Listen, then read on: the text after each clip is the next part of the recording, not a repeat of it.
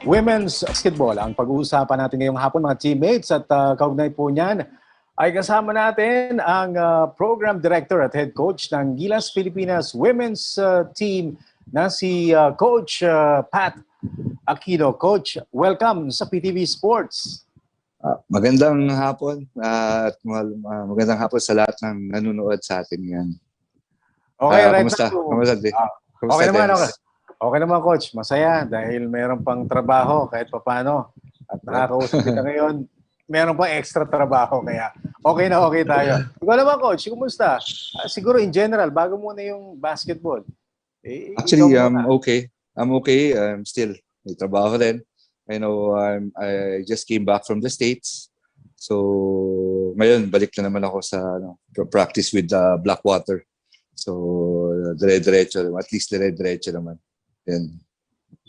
Ako, mukhang exciting, Coach. Itong yung mga nagiging development sa Blackwater bago natin pag-usapan yung Gilas sa women's. Total, nabanggit mo na rin yung Blackwater. At saka, hi nga pala kay Boss Giselle Lucy. Hi, Boss. So, Coach, konting kwento lang. No? Right now, kumusta ba yung Blackwater and anong assessment po sa mga nakuha ninyong mga players? Actually, we are happy to, mga nakuha namin sa draft. Like, si Aquino at saka si Turalba. Especially with Andre Paras. I think we feel the void na kulang sa team namin ngayon, which is bigs. So we got Aquino, who's about 6'7", 6'8", and then Andre Paras about 6'5". So, and then another slasher and a shooter, which is Turalba. Na dahil kasi in place for yung trade, about the trade, so yes. So at least it compensate ko yung mga nagkukulang na team namin, but again, it's another new team, very young, so we're just hoping na maka-cope up, especially with this pandemic. Kailangan kasi makapag-sama-sama na kami para at least maging cohesive kami pagdating sa games namin. Alright. And Coach, nabanggit mo rin, galing ka sa US, at yun nga, baka ano bang naging ron? Was that official? Meron bang kinalaman sa ating trabaho bilang program director at coach ng Gilas sa women's team? Actually, it's both work and syempre may konting leisure. I went to the state last December to spend Christmas with the family. All my family members are in the States. So, and then eventually I had to work also at the same time, recruiting for the national team. And it was a great recruitment for me kasi nga I'm happy with the connection with Film Nation Select. This is a group headed by Chris Gopez. They're building bridges, yung mga for mga film doon, gusto nilang mapakita dito sa Pilipinas, at least makatulong man sa national team. So I'm just happy na he showed me so many great talents coming into, yung mga gusto kong mga bata, at saka mga pwede nang talagang isabak for international competition. So we just hope that, all this pandemic na matapos na, and then, we continue to grow as para makakuha tayo ng mga talent, and hopefully mga competition masalihan natin lahat. Ano to, Coach? Nabanggit mo yung Film Nation Select, Ano to, parang sila yung nagsasala na, tapos iniipon nila, and then ibibigay nila sa'yo, or i-highlight sa'yo, papakita? Paano ba? Yeah, it's a group of, parang it's a showcase event for mga group nila na they look for talents for mga film na girls, like especially girls on my part. They select the age group from 12 years old, 14 years old, 16 years old, hanggang senior, that who wanted to represent our country, or siguro try to go back here in the Philippines, try to learn the culture and all of that. I mean, it's just basketball, but sabi nga namin ni Coach Chris, let's try to bring back what what is the culture, what is the Filipino culture in the States. Kasi most of the film players already doesn't know what's opo, magandang umaga po. So those little things na parang maibalik namin yung culture ng mga Pilipino na parang sabihin natin just to give back what their grandparents or their parents had to go through just to go to America and be successful then, and then try to give back to the Philippines, no? Kung ano man yung pwede nila maibigay. So this is one way of giving back by by playing for the national team or playing for other schools. Coach, sabi mo nga tinuturo niyo po, opo. Wala bang nagmano sa'yo? Wala naman.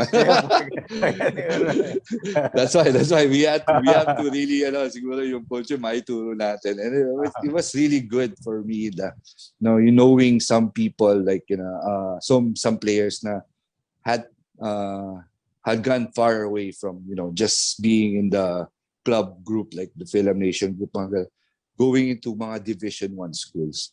And I'm just happy to learn a few players like Vanessa De Jesus, which is purely Filipina, both parents are Filipino, and then not just half, but pure Filipino in a Division 1 school. Especially, she's playing for Duke University, and I'm just it's a very big accomplishment. Also, maybe Chanel Molina, who's now signed up for Indiana Fever for a training camp this coming opening ng WNBA, and she's also a pure Filipina from Hawaii. She has and then another girl who's also pure Filipina is Kyla Padilla. She's now in the University of Pennsylvania. We have an open communication now with Duke. Hopefully when pandemic comes, I'd like to invite them to come over here in the Philippines. They are open to that, and we have siguro magkaroon tayo ng exhibition game or a mini tournament, inviting all those other schools from here so that they can experience those yung competition. Coach, you mentioned tatlong Phil-American players, ano to mga to? Sabi mo pure Filipina. Automatic na ba sila? Pwede na maglaro sa atin or mayroon pa mga process? Definitely there's a process. They have to get their passport, Philippine passport. They have to get the dual citizenship. But unfortunately, they're already over the age of 16, which is yung kailangan natin from FIBA. That's why I'm happy then also with Film Nation for bringing out the information to other kids, especially the young ones. So we are starting at 12 years old, sabi ko, 12 years old, 14, 13, 14, 15, so that those kids can get dual citizenship already.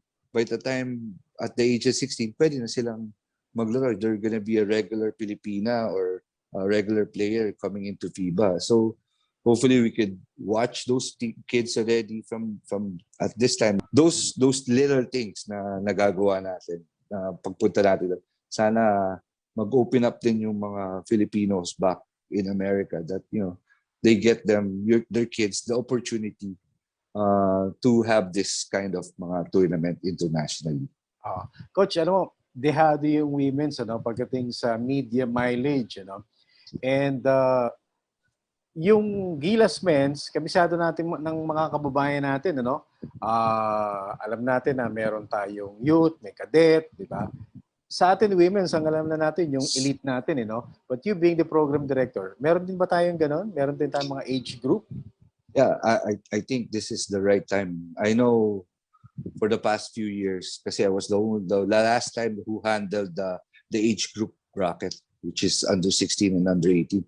Since 2009 pa yata yan. But definitely, as a program director now, with Film Nation Select, or the other groups in America, I'm planning to build an age group already. So hopefully, sponsor would come in and have these groups. I told it. I already had a meeting with SBP about it, and sabi ko, this is my program right now. Hopefully I could make a team, and they were so excited also kasi it's not just the women's group but only the age group also, age group level. And hopefully we could do this. Sana matapos itong pandemic. Hopefully, I mean, a lot of plans. Actually, I have a lot of plans, not just there in the US, but also here in the Philippines. Coach, you've done a lot for Philippine women's basketball. Ano? Maraming hindi pa nakakaalam with regards to, wag na yung accomplishment mo, but what you've given, no, yung end result ng mga ginawa mo. Last time na nag-usap tayo, we talked about the rankings last year. And again, not to argue with anyone, just to make people realize na huwag natin kalimutan yung mga kababaihan. Yeah. Actually, and in fact, mas mataas ang ratings natin kaysa sa mga kalalakihan. Tama ba yun? Tama. Actually, meron pa... Gano'ng kalayo? Hindi naman ganun ka. Actually, mas tumaas yung ranking natin from way before, from 50 na ngayon, nasa 42 na yata tayo. And then I think it's dropping by because nga without the youth program. But the men's is just below us. Mga below us, a few rank below us, like 45, 42, ganun. So, pero nung mga last year, malayo, di ba? Malayo. Because active tayo.